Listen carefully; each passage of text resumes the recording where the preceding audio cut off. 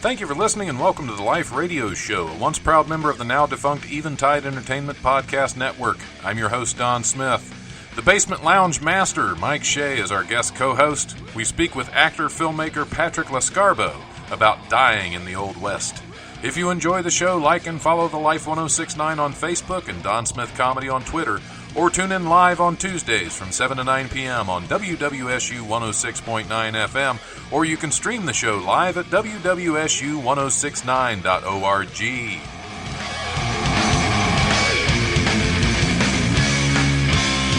The brutal presence overwhelms me. The brutal presence overwhelms me. All right, welcome to the Life Radio Show. We are back at Wiley's Comedy Club, still hanging out in the showroom. I'm your host, Don Smith. I'm sitting in with my guest co-host for the show, Mr. Mike Shea. Hi. What's happening, Mike? It's like we haven't been sitting here for the last 2 hours. How you doing? What are you talking about? Yeah, I just got here. Long time no see. Yeah, I know it's been ages. It's been ages. Well, you need to get out more. I do. That's not wrong. Especially to comedy shows, because we kind of miss you around here. I mean, not on stage. Not on stage. I'm kidding. I hate you. All right, on the phone. We are on the phone with Patrick Lescarbo. Hello. I'm hoping I pronounced it correctly again, because you did. You got it. You're 2 for 2. All right, that's awesome. Because last night I was hosting at the comedy club and I forgot our feature's name, so I don't want to. I'm having troubles with names this week, so you're just such a professional there, Don. Exactly. Well, at least I got Patrick's name. That's true. Right. Yeah, and that's the hard one probably. Yeah, because Tyler Rothrock was not all that hard, except the Rothrock's not a difficult one. That's Rothrock sounds like some weird obscure subgenre of music that you would listen to only in the Netherlands. Rock, it's like or it sounds like some new cannabis that just came out. Like, have you smoked the new Rothrock? It's really hardcore. Yeah. That's that. I like that one I'll better. have to remember that one. Yeah. I'll have to ask him that tonight when I bring him up. Smoked the new Rothrock yet? Or it sounds like something that sounds like somebody's boss on the Flintstones. Yeah, there you go. Yeah, down at the quarry, Rothrock fired Flintstone today because he made a lewd gesture towards the Brontosaurus. Right. Which if I had to ride a Brontosaurus at work, I would probably make some bad gestures. That would be. Yeah. And if I was Flintstone, which is too close to a kidney stone, actually. Hey, anyway, Patrick Lescarbo's on the phone. How's it going? It's going great. So far, so good. I think all my jokes have landed, so we're doing good. That's good. We go off on tangents every now and then, so you never know what's going to happen on the Life Radio Show. Hey, non sequiturs are my forte. Awesome. Well, first I'm going to ask you to tell me a little bit about yourself because I'm lazy and I didn't research you. No, I'm kidding. Okay. Now you're kidding that you're lazy, or you're kidding that you didn't research me? Which I'm one? Kidding that I'm lazy. I was, but no, I do have your IMDb page pulled up, so. Which is very full of things in post-production. So, Patrick, you were born on November 7th, 2018. Tell us something about that. 2018. Wow, these... Yes. I'm Wait, did I say do that? Oh, look at the right. Never. You know what? I'm going to leave. I'm done. Have a good night, guys. I'm out. Bye. I'm advanced for my age. That's true. And a lot of credits for your age too. I hope you don't go the way some child actors do, because it's well. I don't have a handler at this point in time, so we'll see. Okay. I might pull a Donnie Bonaducci here. I'm not. You never know. Yeah. So let's see. What are some? Tell us a little about yourself, if you wouldn't mind. That's just so we know who we're dealing with. Yeah, no problem. I started acting about the age of 9. I was in a little skit for, I think, how kind of everybody starts, a little skit for church or for school. There was this really hot girl. Well, I mean, I was 9, so hot's kind of subjective at that point in time. But and I really wanted to play the role of Joseph. I wanted to play the role of Joseph because she was playing Mary, and really, really wanted to play that role. So I studied and studied, and I got the part, and kind of the rest was history. From then, I acted all the way up until I want to say I was age 29, and then family kind of got in the way. Didn't act for like 13 to 17 years. And then just kind of started doing it. And this was all stage work, no film. I've only done film for the past 3 years. Yeah, that's a lot of credit for only doing film for 3 years. Yeah, and I'm sure your family loves being told they kind of got in the way of your acting there for a while. So. Yeah. You know, kids, diapers, more kids, more. I've got 6 daughters. I don't even know what a bathroom looks like anymore. Wow. Yeah, that's. Jeez. Phew. Yeah, I can't put the stem on the apple. I just can't.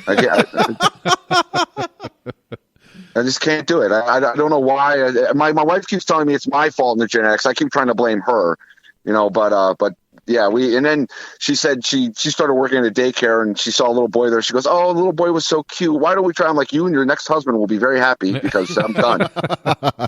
Yeah. Hey, at least you're preparing her for that. That's good. Oh yeah. So been acting all this time, and then I started acting in westerns about. I want to say a year ago. I did about 5 westerns in the past year. They're not even on my IMDb. Only one of them is Showdown at the Brazos is on there. And I worked with a really great guy named Bill Foster. And I just remembered. Yeah, have you met Bill? You know Bill? Yeah, I spoke with him. We did an interview with him last Tuesday, I believe. Bill Foster's perfect. Cool. Yeah. So I just wanted to be in a western because I remember my grandfather and I used to watch westerns. We watched all the John Wayne westerns, Who Shot Liberty Valance, all the good stuff, the good, the bad, and the ugly, Clint Eastwood, all that stuff. And he was an avid Louis L'Amour reader. He read every single one of Louis L'Amour's books. And I was like, you know what? I'm acting. I really want to act in a western because westerns are just awesome. They're just absolutely. Great. So I went and I just wanted to be this little role in Showdown at the Brazos. There's a guy, I guess, who gets shot at one point, and this is penultimate part of the movie that I was auditioning for. And Bill saw my stuff. He said, no, I want you to audition for this part instead. So I was like, okay. So I auditioned for the part, and he goes, yeah, no, you're definitely because the other part was just like a one line, get shot and you're done. He's like, no, I want you as more in this movie. So I was like, okay. So I did the movie, and I was like, wow, I got to write a western. I just got to write one. So I sat down and over 48 hours wrote my first western. Wrote a whole entire 102-page script and started submitting it to festivals. And lo and behold, it started winning awards. And I was like, okay, well, then maybe we've got something here. So we're going to go into pre-production on that. We're already in pre-production. We're going to start producing that spring of next year. Nice. So been keeping busy, Well, yeah, 48 hours to write a 102-page movie script. That's pretty busy. Good. That's going at it. Yeah. yeah. And with the 8 kids running around the house, right. not easiest to do. No, I would imagine not. Yeah, I called it Chance and Circumstance, and it's basically about 2 friends. They were West Point graduates, but they finished fighting the Civil War. They were on opposite sides of the war. But at the end, to them, everything's water under the bridge. It's all over. But now they've got to fight a presence from their past if they're going to have any kind of future.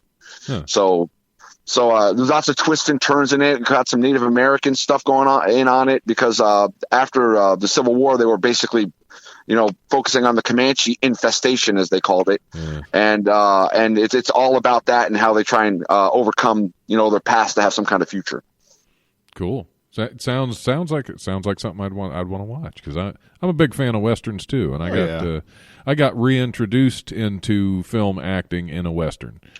And oh, really? Yeah, Calamity Jane's Revenge. It's local filmmaker Henrik Couto has been on the show several times. He got me involved in that, and I had one line and got shot. See, that's what I was going for. I was going for I've never acted in a western, so let's give me a line and let me get shot. I'm fine with that, And then Bill was like, no. You're going to be a bigger part of this. I'm like, are you sure? He's like, yeah, no, definitely. You're going to be a bigger part. And I was like, oh, okay. Yeah, that's a good thing. Getting shot and having one line and getting shot's fun too. Because Calamity Jane was played by Erin R. Ryan, who's a good friend, and that was the first time I met her on that movie, and we decided that the best way to kill me off is she's going to take my gun out of my holster and shoot me with it while I'm taking a leak. So No, that there you was, go. That's I had just that's enough time. Yeah, just had just enough time to turn around and say Calamity Jane, and then she shot me. So that was not. Hey, you know what? Not a lot of pressure there. exactly. You know? Yeah. Well, Now, yeah, did you actually pee? Were you No, actually no, peeing, no. or did you fake it? I faked it. I faked it. It was okay. right. They started filming like at the zip up, because it wasn't. Okay, so well, the you're not a button up, method 'cause it actor was, then. You're not a method actor. You didn't go for any of that. No. I try to keep it as just real. I know what I'm doing. I'm acting. I don't have to totally totally become that person, because that would be weird. Yeah, and then think about it. If you had to do multiple takes, how much coffee would you have had to drink just to be able to pull that off? Yeah, because it just I'd have to just chug coffee and water the whole time, and that's then I'd get all bloated and get that water weight, and I'd feel bad about myself, and I'd go home and have a good cry. But no, there you go. I've that been would be in a the couple calamity. westerns. Yeah, that would be the calamity. Oh, so anyway, what's some of the other movies you've worked on here? We could go down your list, but what's one of your favorite ones that you've done in film? I think, it's not on my I think my favorite one was the first one I ever did, called Rare Model. It was about a dystopian future where a father had lost his daughter in like a terrorist attack, a terrorist bombing in the future. And he was a scientist, and he had figured out a way to download his daughter's consciousness and put it into an android. But he didn't want the android to think that the android was an android. He had put in fail safes that she'd never know that she was not his daughter. But everybody, and it was like a breach of the laws of the time to do that, to take a human consciousness and put it in an android. And it was great. It was like 120 degrees in the shade in Terrelingwood, Texas. And it was just a great experience. And it's what really got me hooked into film, because that was the first film I had ever done. Like I said, I had all done stage up until that point in time. And it just got me hooked on being on a set. Yeah. Because I find being on a set a little bit easier, because I don't have to memorize the whole entire script and do it in an hour and a half and go, okay, did I miss anything? Right, no, I didn't. Exactly. See, on a set, I can go like, oh, I missed that. Okay, let's do another take. We're good. I got this. Yeah, but that was you probably have a one chance of my favorites. you have a chance in film to try it different ways too, rather than just Yeah. See, in theater, you've got to I make it up myself, and I try different ways at home, and then if the director likes it, the director likes it, and then that's what we put up on stage. Right. The great thing is you can find little moments in a film that you didn't even see while you're doing it. I call them happy little mistakes. Yeah. You'll make like a happy little mistake, and everyone will go, wow, that plays. We're going to keep that take. Yeah,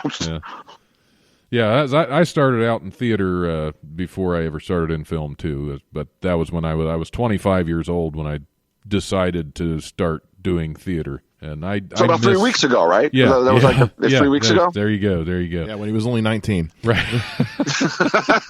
But no, I love live theater. I'd rather be doing that than film and comedy. Live theater is, but it's so time consuming. I don't have the time for it. That's why I started doing comedy. That's the thing. It is you got like 6 weeks of rehearsal, then you've got tech, then you got Hell Week, then it takes a lot.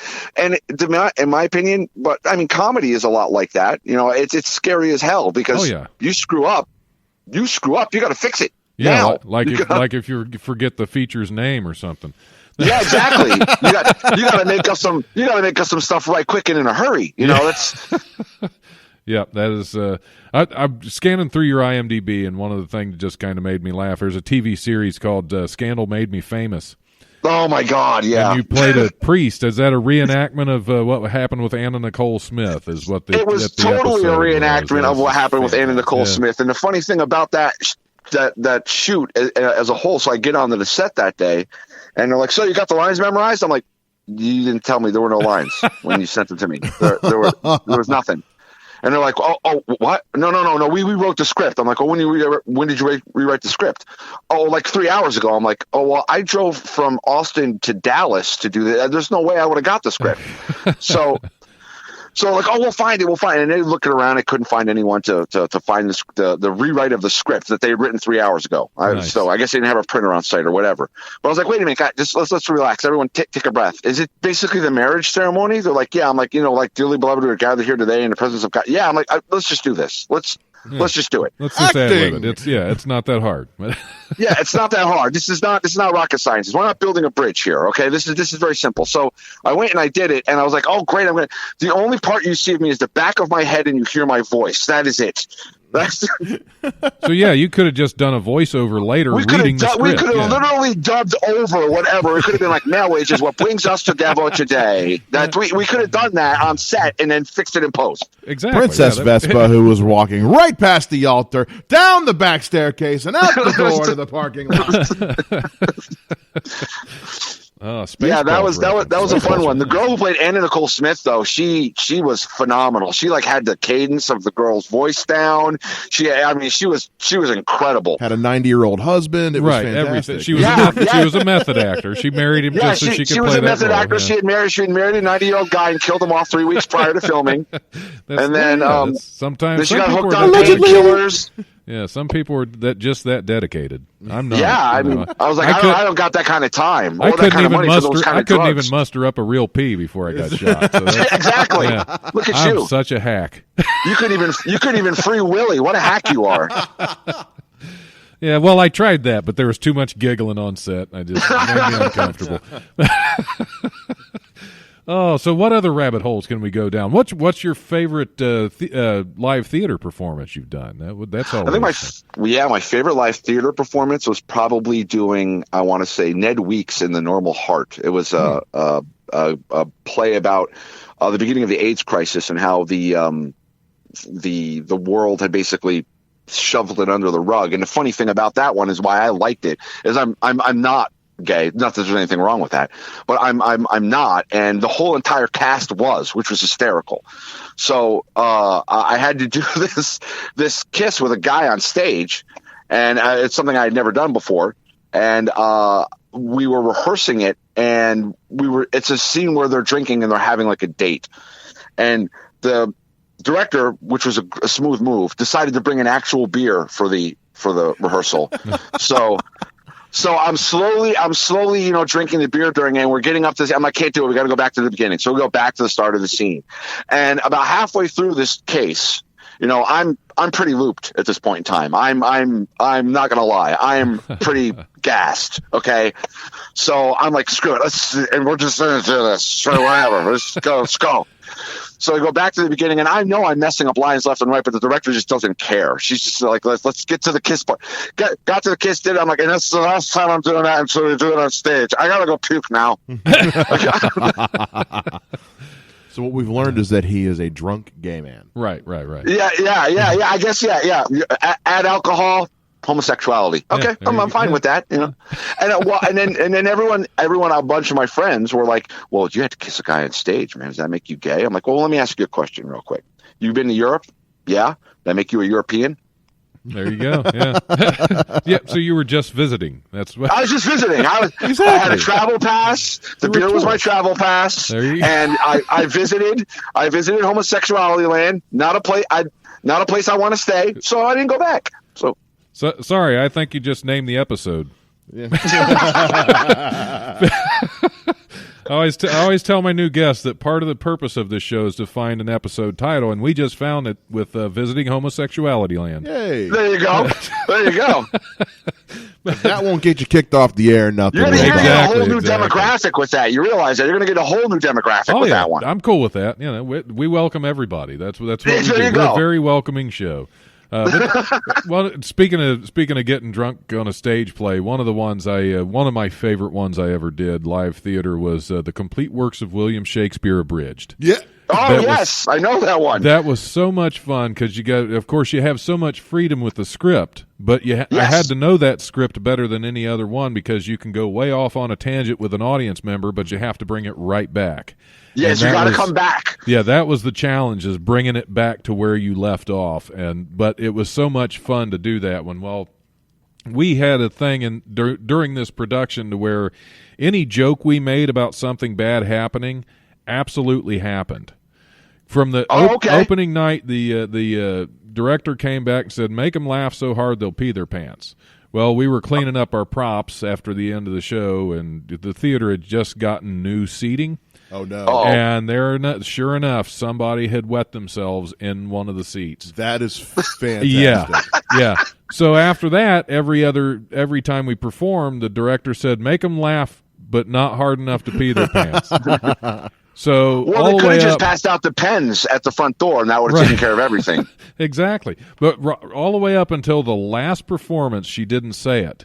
And me, being the idiot I am, I pointed out that she didn't say it and said, I guess it's okay. And somebody did it again. Yes. Now, one of the performances, I was joking because I was kind of coming down with something. I was starting to lose my voice. It was cracking on Friday night, and I came in Saturday night, and I started acting like I had no voice.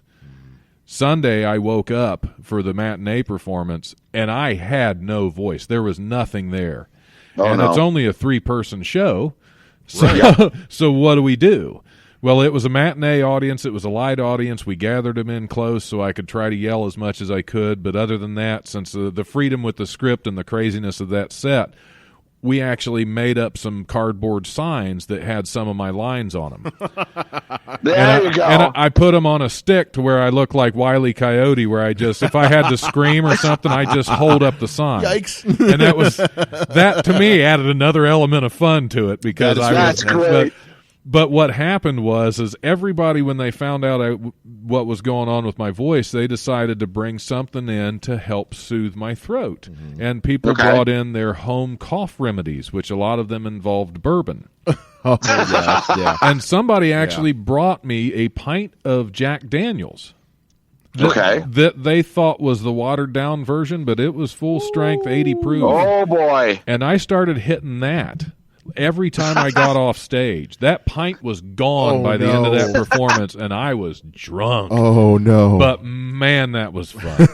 Because, of course, the end of that performance, we're doing Hamlet, and we have to keep doing it faster and faster, and then we start doing it backwards, and I am drunk doing this.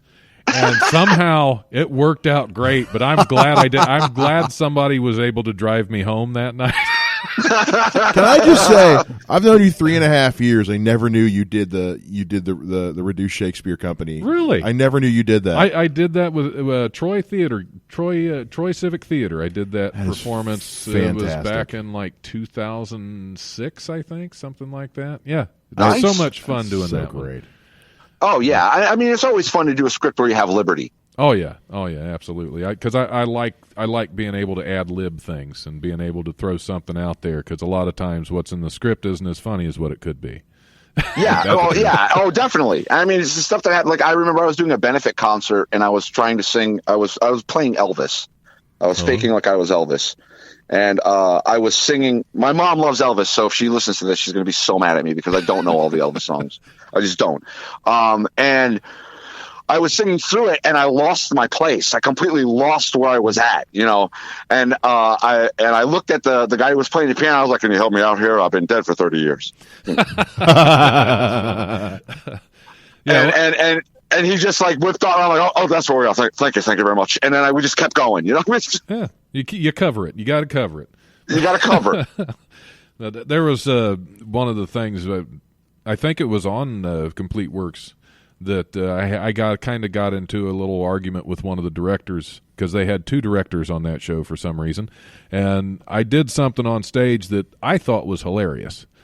Yeah, but they didn't like it, and they just did not want me to do it. Okay. And I told him, I said, we did it anyway, correct? I told him, I said, okay, no problem. I promise I won't do that anymore in rehearsals. Well, you covered yourself. Yep, you the live show anymore in rehearsals. Yep, the live show. Try to stop me. Yep. And the bad thing is, the opening night I did that, and it got such a big laugh that she just shut up about it. She didn't even say anything about me doing that my way because it worked so much better. Yeah, exactly. But, okay, where are we? I have no idea at this point. I have no idea either. I think we're going to go ahead and take a quick break. I'm probably gonna keep playing the paint splats. But should. But again, this is an imaginary break because we're recording this ahead of time. I just have to tell everybody that's going to be listening to this on the radio that we're taking a break right now, so I can. Oh, play there you music. go. Well, we're acting. But in reality, yeah, Acting. in reality, we're just going to shut up for a few minutes. I'm going to save what I have now on the recording, and then we're going to just pop right back into it. So There we go. I've destroyed the mystery for our listeners because I'm not editing this out. So I wouldn't. You're gonna go. Wait, no, he said lot. What? I'm confused. Yeah, I'm so confused. Well, the main broadcast is on a college campus, and they're pretty easy to confuse anyway. Ah, I might edit that part out, but probably not. All right. No, I wouldn't. All right, I wouldn't. you're listening to the Life Radio Show. Stick around. We'll be right back with Mike Shea and Patrick Lescarbo.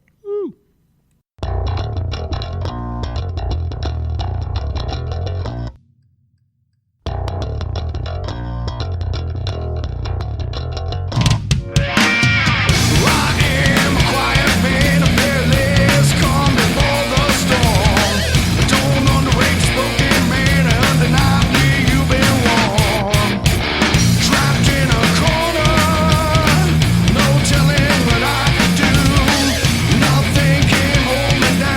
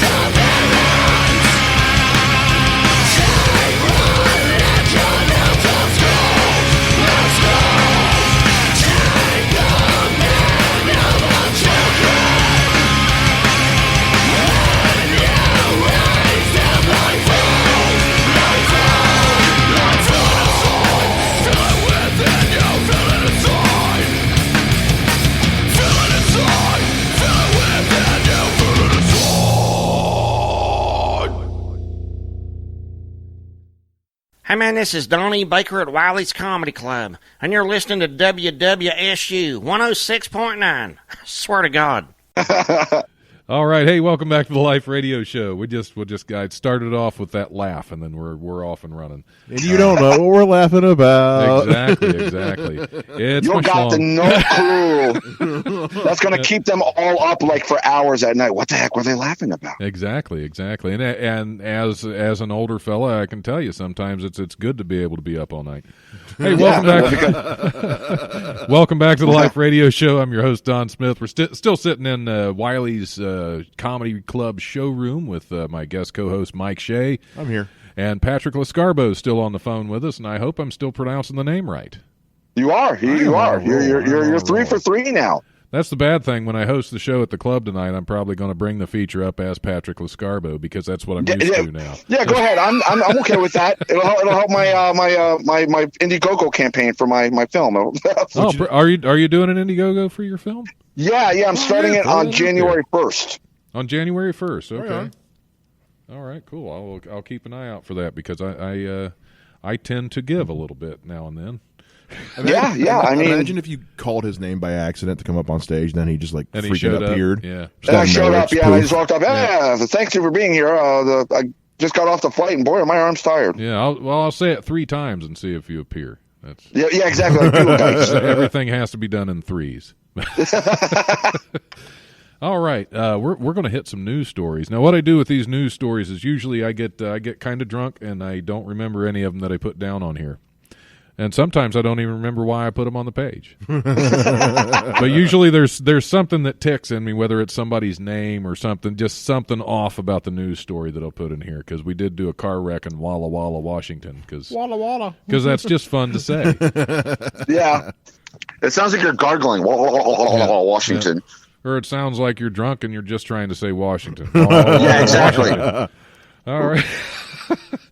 Authorities in Tennessee say an irate woman pointed a gun at a fast food worker because they gave her ketchup instead of jelly. Asia Vester, 20, was arrested Tuesday and charged with aggravated assault and unlawful possession of a weapon, news outlets are reporting. According to the Memphis police affidavit, Vester was in a drive-through line at McDonald's last week when she received her food and realized her request for jelly was either forgotten or unheeded. She instead received ketchup. Words were exchanged with several employees. Vester was accused of pulling out a gun and pointing it at employees. The surveillance videos led police to catch her. I said I want Smuckers. Yep. It's Smuckers or it's wrong. Yep. That is somebody that really should not eat at McDonald's because they can't get anything right ever. Wow, yeah. She does They not never have- get anything right. Yeah, she does not have the temperament to eat at McDonald's. That's As a frequenter of the establishment, it's McDonald's. It's not an establishment. Go on. what are you getting on their menu that needs jelly? I'm just trying to think. This is a good question. What- This what is something a Senate Judiciary Committee should take up. What needs biscuit, jelly? A biscuit, maybe. But even jelly on a biscuit's not. That's just wrong. No, that's all wrong. The only thing I was that going to should say, she said, ask for jelly. We could have made a great jam joke there because she got herself in a jam, but she asked for jelly. So Yeah, I'm glad we didn't. But no, it's good. It's all good. Well, it's like when they started putting the caloric information of the McDonald's menu. Everyone's like, "Can't believe how many calories are in a Big Mac," and I'm like, "Really? That seems pretty on point to me." Yeah. It's not like that's not a shock. I didn't get this shape by eating low-cal Big Macs. Yeah. You know. yeah. I know what I knew what I was doing to my body. It's Right. fine. As long as you know. Yeah. You only have yourself to blame. Exactly. Yeah. So you can't. Yeah, sue you McDonald's saw the for that. pictures. You knew what this was about. Yeah. Yeah. It's not about health at this point. No. It's about clogged arteries and Shame. and shame. The cholesterol sauna and depression. Yeah, loneliness. It's about all of it. McDonald's covers a lot of ground. Yeah. loneliness. Just me alone with my poppy seed. Yeah. My 2 raw beef patties, special sauce. I make the special sauce. Lettuce, cheese, pickles, onions on a sesame seed bun. Well, it's 2 patties. That's why it's about togetherness too. Who among us has not been Yes. sitting at home with chicken nuggets resting on our belly, watching Law and Order, and a commercial for P90X comes on, and you're like, "Yeah, I should get in shape." Yeah, when that happens, I change the channel. You eat the chicken nuggets off your belly? Is that what Look, man, I like to lay on the couch. I rest them. No, on I the have somebody belly eat the and- chicken nuggets off my belly. there you That's- go. There you go. You gotta Yeah. find. There you find go. new and improved ways to please your lover. You know, you I gotta, laid out the buffet table for you. Have at it. Grab a plate. let me shave down the runway here real quick, darling. It's okay.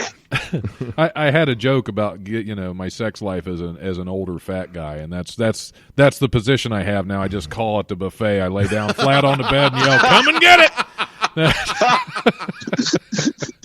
I have not done that joke. It's a little on warm. stage. It's a little greasy, but it'll do. Yeah, it's not low-cal. Yeah. And at my age, my sex joke is that my sex is like a bank account. Very few deposits, a lot of withdrawals, and very little interest. Yeah. Ah. A woman who bought a baby shower gift at a Florida Goodwill store was shocked when the father-to-be opened the box and found a loaded semi-automatic rifle inside. Veronica Alvarez Rodriguez told the Northwest Florida Daily News that she and her husband stopped by the store in Valparaiso on Sunday as they were headed to the friend's baby shower, which is a lesson: don't go to get your gift on the way to the shower. Put some thought in it. She found a baby Einstein's bouncer that was unopened and appeared to be brand new for $9.99. It was like the perfect gift for the baby shower, Alvarez Rodriguez said. So was the firearm. The father-to-be thought so too. He shouted, "You guys got me a gun!" While some of the guests laughed, Alvarez Rodriguez said her and her husband were shocked. They called the Crestview Police Department. "Why? You got a gun for $9.99. And I saw the picture. It was an AR-15. You could turn around and sold it for $1,500. The story raises so many Was questions. she shopping at a Goodwill in Texas? Because they give those away whenever you buy something in Texas. This was in Florida, and I think Florida, you're required to have a firearm with your baby toys. Yeah, yes. Well, yeah. It starts them off on the Florida man stories very early. This Yeah, story exactly. raises so many questions. Like, okay, we need to get a last minute gift. There wasn't a Walmart. There wasn't a Target. There There was only Goodwill. There was only Goodwill. Yeah. And then also Goodwill didn't check the box before they like. Well, they said it appeared unopened, right? Yeah, it appeared that's what it said. unopened. It appeared So unopened. you wouldn't open an unopened box. Right. But I mean, you might shake it a little bit, right? You might at least shake it and go, Yeah. "Wow, this doesn't sound right." This is really lightweight for something holding a baby bouncer. Maybe we should check to make sure we didn't just get screwed over. Maybe it was in with the baby bouncer. Like It could be. It yeah. could be. With some accessories came along with it. Well, bouncers got to protect themselves. Yeah, so. exactly. It was a baby bouncer. That's what. Had a bald It head makes like all it makes bouncers body do. training a lot easier though. The AR-15, go now. Yeah. You're gonna go. It came with a black turtleneck and a ski mask. Yeah, I was going to say, with the firearm being in there, it does give a little new meaning to Goodwill hunting. Yes. That was the Boo Goodwill you, hunting. sir. That Boo was the this Goodwill man. hunting package, right? Wow, that joke misfired. Yes. It's AR-15s do that when they're new. I would say if that one was hidden in a baby package box in a baby bouncer package and given to Goodwill, somebody hid that because something had happened that had been used in the committing of a crime. yeah. And they were just trying to get rid of evidence at this point. They thought, I mean, on all the Law and Orders, though, don't they just throw it in the river? No, everybody does that. They're going to drain the river, put it in a baby bouncer. yeah, nobody will find it there. Nobody will find it there. How do we get rid of the evidence? And one of the guys was a part-time job at Goodwill. Was like, guys, Yeah, I got an idea. I have a plan. I got this. I got you. It was like a John Gotti. It was a John Gotti hit weapon, is what it was. They're like, Yeah. don't worry, boss. I got it. Yeah. I got it. We'll get it. I'm going to drop it off at Goodwill in Florida. No. Yeah, but it's Florida. They happen all the time now. We'll get away with murder and get a tax write-off. Yeah, I wonder if they got a tax write-off for the full price of the AR-15 because I wouldn't accept you got to anything do less. it for the baby bouncer price. You do it for the AR-15 price. The jig is up. Something's going on. Oh, wow. Go That ahead. went over well. Yeah, absolutely. I'm sure the gift did too. That guy. I would have been furious if they called the police and reported that, because it's like, no, I have a new firearm. Well, now. also, like, if the guy was having a little girl, he's going to need that later on. oh yeah. Yeah, exactly. You got to clean that. Trust me. Remember, I got 6 daughters. Yeah. I have yeah. a lot of weapons that I clean on a routine basis. Trust me. I go, so, what are your intentions with my daughter? And do you have protection tonight? And by that, I don't mean a bulletproof vest. I always like Bill Engvall. What did he say? I don't have a problem going back to prison. Right? Yeah, I will gladly eat 3 meals a day and stay away from the other 5 of you to put you away. That's what The Rock said when his first daughter was born. He was like, my plan is to kill the first one and hope word spreads fast. Yeah, there you go. There you go. Visitors to a Tennessee aquarium may be shocked to learn that an electric eel named Miguel Watson, W-A-T-T, Watson, of course, is lighting up a Christmas tree. A special system connected to Miguel's tank enables his shocks to power strands of lights on a nearby tree, according to a news release. Miguel releases low-voltage blips of electricity when he's trying to find food, aquarist Kimberly Hertz said. Hertz and watts, we're getting a little electrical here. That translates to a rapid, dim blinking of the Christmas lights.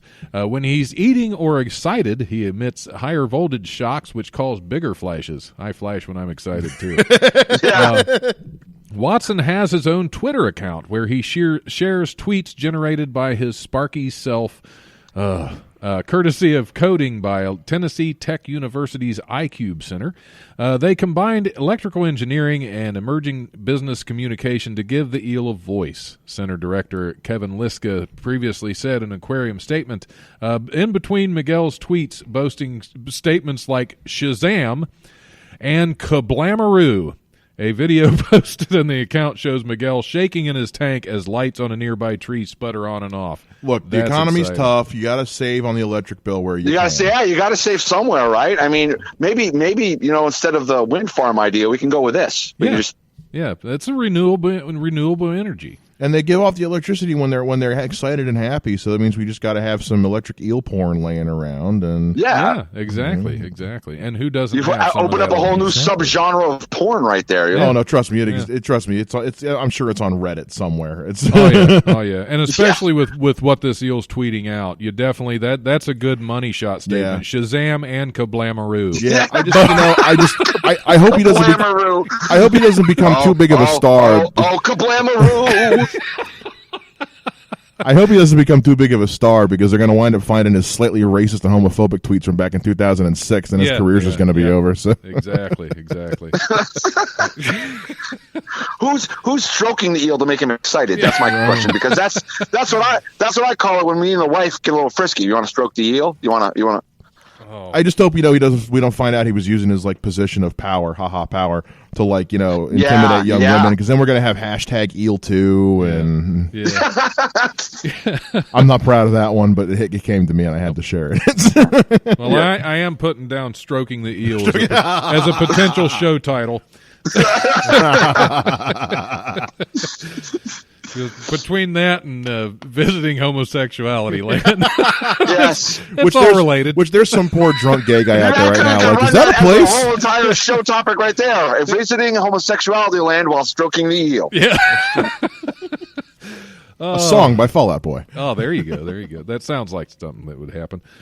Police in Georgia say a man called out of his Steak and Shake job because he was, quote, intoxicated, then showed up anyway and demanded money while holding a coworker at gunpoint because it's in Georgia. The Gainesville Times reports 20-year-old Kentarius Goins of Flowery Branch. Wow. And from a place called Flowery Branch. That's lovely. They always got to have great names too, don't they? There's never Bob Smith. Yeah. There's never anything like that. Nope, this is Kentarius Goins. Which sounds like something that would be on like a sci-fi movie or a fantasy. Turns out that's the real name of Baby Yoda. Kentarius? Yeah, there you go. Kentarius Goins or Kentarius Went. I'm not sure which. Yeah, sounds like something hazardous. Yeah. So it's like Sounds an old like Southern a new lore. venereal disease. It's a southern venereal disease. Yep. That path down there leads to Contarius Goins. You know, That's like the scientific name of some like buck-toothed dinosaur or something like that. get the first Or Bubba. the name of somebody who definitely claims they've been abducted by aliens. My name's Contarius Goins, and last week I was probed by an alien.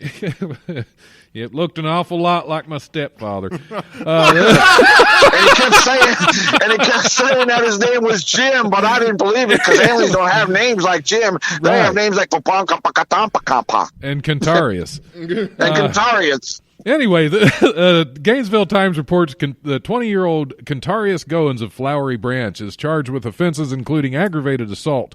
Oakwood police investigator Todd Templeton of Tacoma, Washington. No, that's Tom Tuttle, sorry. Says Goins called out on Thanksgiving, went to the restaurant that night, held a gun to a co-worker's head, and demanded money. Police say responding officers arrived to see employees running from the business, which had customers at the time. Police say an apparently is still intoxicated Goins briefly raised the gun at officers before dropping it. He was arrested after a brief struggle during which a stun gun was used.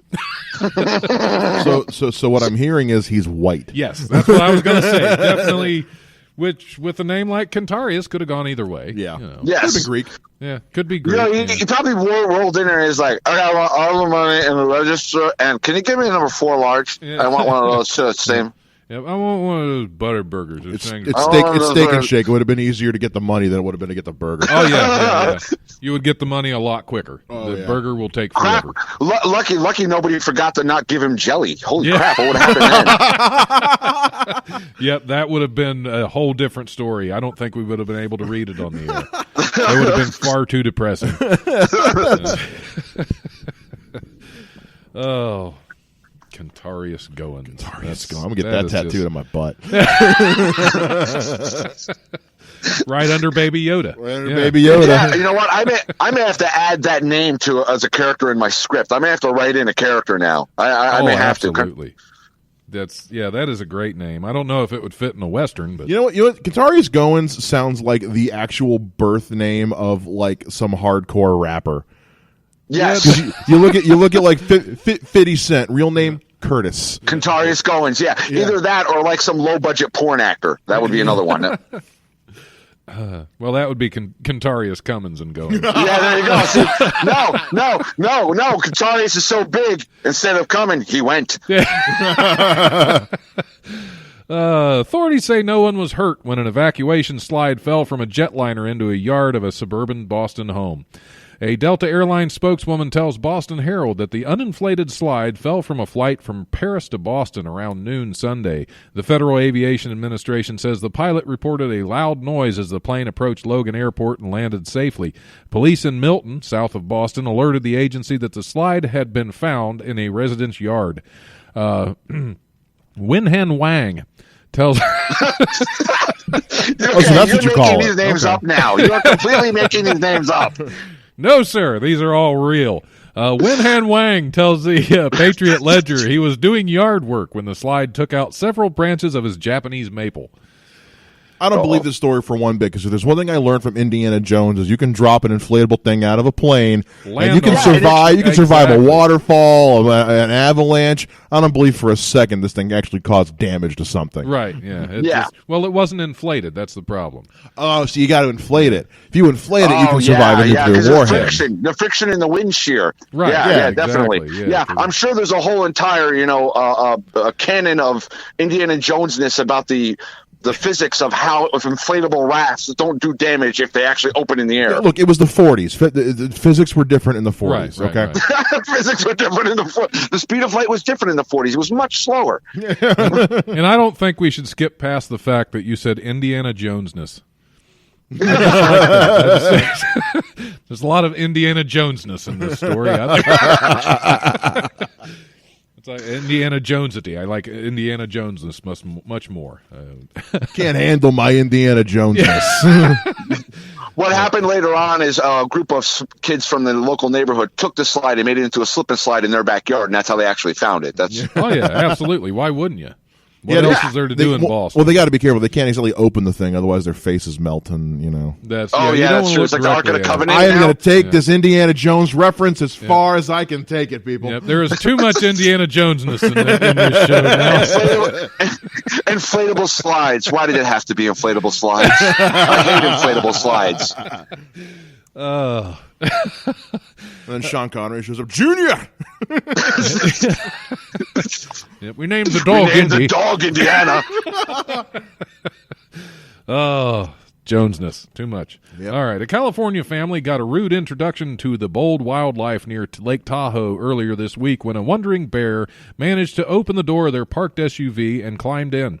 Fortunately, the family was not in the car, but instead watching the scene through a window at a Kings Beach home. What to do? In a scene captured on video and posted by NBC News, a family member is spotted very gingerly from as far away as possible, opening a door so the bear can get out. The door slammed shut the first go-round, but it stayed open the second time. That's when the bear scrambled out and then leisurely wandered away. Poor little guy, a woman's voice can be heard on a Facebook version of the video. Hopefully he didn't tear up your car. Well, You can tell the poor little guy, you could tell as soon as she said that, she was not the owner of that vehicle. no, not at all. Well, I guess and you can wild also bears tell. I guess wild bears don't go in the woods; they go in your car. Yeah. Yeah. Does a bear crap in your car? Right. Sometimes. Yep. Look, Yogi's falling on hard times. He can't settle for picnic baskets anymore. He's looking just for the Cheerios and the car seats and stuff like that, man. He's got to get what he can get. Actually, he thought it was his Uber. He was like, "I called an Uber. This is that." Yep. Are you my Uber? Drunken bears in the wilderness. That's what happens. Hey Yogi, do you want to get in the car? Hey, boo boo. I don't think the Ranger's gonna like this. Well, F the Ranger, boo boo. Oh, yep, it was the Rangers' car. Okay, what do we got? We have one news story left to cover. Shut the front door. Yeah. We're tearing it up. We are tearing it up. So you say the best for last, right? So can someone try and guess what the name's going to be? Is it going to be Wang or Dong Pong Bai or whatever it's going to be this time? Jeff.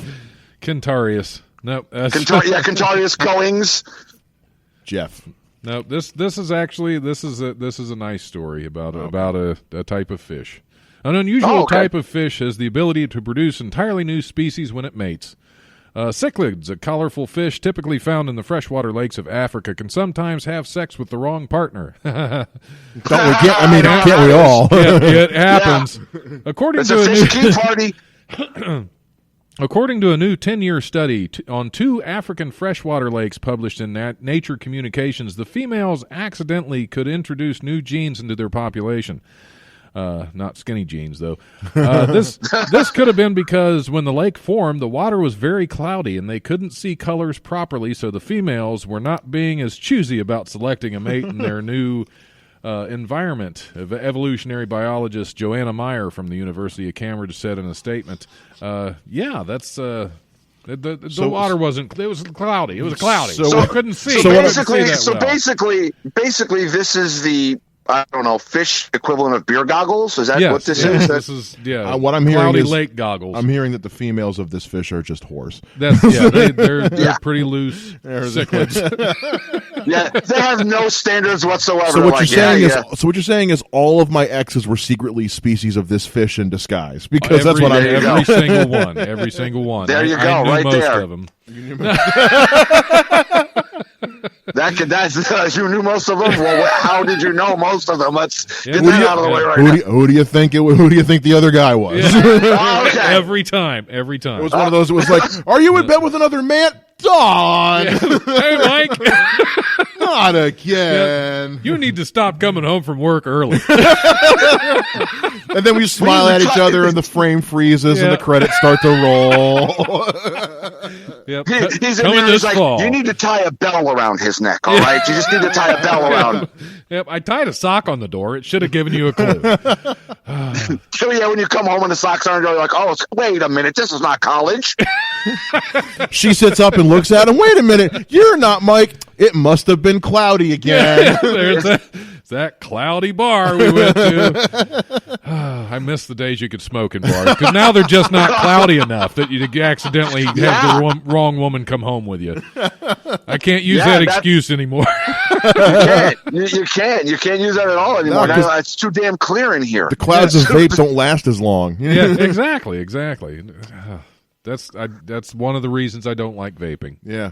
That and it's when you used to smoke, you could get away as a married man. You could get away going to strip clubs because you could cover up a lot of the perfume and stuff with the smell of smoke. Mm-hmm. But now they just have vaping and body glitter. You're not hiding from it. No, not at all. I mean, the body glitter. You've got two options on the body glitter. You either just cop to the fact that you were in a strip club, one, or you say, "No, I was watching Kindergartners today, and we were making a collage." Well, I'm not sure which of those is worse. There's always a third option, and that's to fake your own death, and that's usually that's the one I've always leaned toward. Yeah, but normally that's a one-time thing. You can't just keep faking your death over and over and over. Right. Oh, I think Tupac would beg to differ. That's true. Yeah, he's the hardest working dead man in show business. You know that, right? Oh yeah, absolutely. He's giving Elvis a run for his money. Yeah. Well, they did just put out a new Leonard Cohen album like a couple Fridays ago. So I'm sure that's a new rumor. Yeah. There you go. Now, you listen to his music, he was already gone. Oh, yeah. He was gone long before he actually left. I loved his last two albums, actually. The last one before he passed, and then this last one. They're both brilliant, but just very sad. Yeah. Very sad. And we shouldn't talk about them on the show, because this is a happy show. Any show called Visiting Homosexuality Land or Stroking the Eel. Or Stroking the Eel. Well, Stroking the Eel can be kind of sad, because our last episode was titled A Sad Bowl of Cornflakes. Oh, no. So, Stroking the eel is something that happens after you eat a sad bowl of cornflakes. Because what else do you have going on in your life? Well, like we discussed, the cornflakes were supposed to make you stop stroking the eel. Yeah, it didn't work. Didn't work. Just made it sadder. Well, look, I got to stroke the eel so it can power my Christmas tree, man. That's the way it works. What are you doing? I'm lighting up the Christmas tree. Sad cousin. So glad there's no video version of this show right now. Yeah, that was an inappropriate or an inappropriate gesture. I know what you're talking about. All kinds of gestures there. So we're going to have to wrap up. Unfortunately, this has been a lot of fun, Patrick. I really enjoyed talking to you, getting to know you a little bit. One more time, if you want to put out your social media, so you can, and your websites and everything that you have out there, whatever you have, and any things coming up that you want to promote and throw out there, films recently released, anything like that. Feel free to hit us with whatever you got right now, and we'll get that out there. Definitely. So, Chance and Circumstance is what I'm working on right now. That's where we're going to do the Indiegogo campaign starting on the 1st of January. You can find Chance and Circumstance Film on Facebook. You can also friend me, first and last name at Facebook. I am probably the only Patrick Lescarbo on Facebook. I've looked. I don't think there's any more. The Indiegogo campaign, like I said, will start on the 1st. We're actually holding auditions the 21st of this month here in Texas. For fleshing out some of the characters. I've already got a good chunk of it cast. So that's my biggest upcoming project. I was just in, as a matter of fact, there's something that released today that I'm in that you can go check out. It's called In Their Own Words. Okay. Yeah. I interviewed Michael. Michael, yeah, that's another name you don't want to mess with. The last name, Judasissy. Judasissy. Judasissy, okay. Yeah, that's we pronounced it right for him, and he was surprised. Oh, okay. Yeah. I worked on the set and I never pronounced it once right. I just called him, "Hey, Michael, can you help me over here?" So that got released today. I played James Dolan in that, one of the people who started the Lincoln County War. Yeah. And that was one of the westerns I did over the past year. So that's what's releasing today. He's doing that in Tombstone, Arizona, as a matter of fact. Awesome. And then I'm in a film right now that I'm filming called Through a Glass Dimly. You can find that on Facebook as well through Baca Media. We're finishing up production on that next week, and then that won't be released until next year. But you can go check out their website and see some of the stills and a little bit about the movie as a whole. But Chance and Circumstance is my big thing. That's the one where I'm going to have that campaign. We're making it on a pretty low budget. I don't think anything's ever been done this low budget before with this grand a scope. So every every extra dollar helps. So Absolutely. when the Indiegogo campaign comes out, please donate, even if it's $5. And we got great things going on there, all the way up to a set visit with lodging included. I'm covering it to come out and see how a Western is made and sit in Video Village and kind of watch the whole entire process for a day. Awesome. I hope someday you get to be in a movie directed by Michael Giudicissi, also starring Benedict Cumberbatch, because I want to watch the film critics try to pronounce all your freaking names. And this movie stars. Never mind. Just go to the website. Yeah, you can check it out. Yeah, you're fine. I don't need to try it. But no, it's been really good talking to you. I appreciate you calling in. It's been a lot of fun. Be sure everybody go out and check out some of his movies. Chance and Circumstances, like he said, give, because independent filmmakers need help. Yes, they do. Yes, we do. Well, we need help in more ways than one. We need financial help, true, and then normally after production, we need mental help. That's kind of how it works. But we'll settle for the check. Yes. We'll settle for the check, though. Yes. Well, thanks a lot for calling in, and we will. I'll look forward to seeing some of your stuff coming out. My pleasure. Thanks for having me on. All right. Well, we're going to go ahead and wrap up. Mike, did you want to throw out any of your stuff that you wanted? As always, you can check out my podcast, The Basement Lounge. It's available on every podcast platform out there. Stitcher, Spotify, Anchor, Podbean, all that stuff. You can also check out the website, basementloungepod.com. Follow me on all the social media at Mike Shea Comedy. And I'll be in Lima, Ohio here soon for Jody McDermott's comedy show at Somewhere in Lima. And I got some stuff happening in 2020 that I'm excited to tell people about. So check all that out.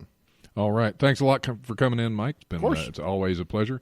And thanks again, Patrick. Thanks for listening, everybody. And we'll be back in probably a few days to release another one of these. Yay. All right. Yay.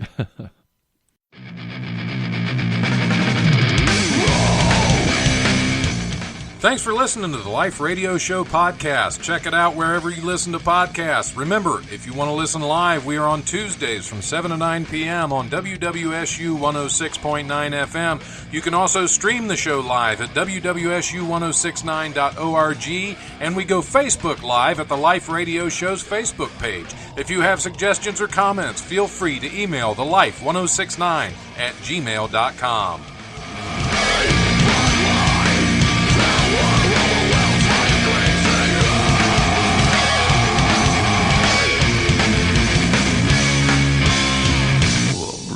Presence overwhelms me. The brutal presence. Do you have protection tonight? And by that, I don't mean a bulletproof vest.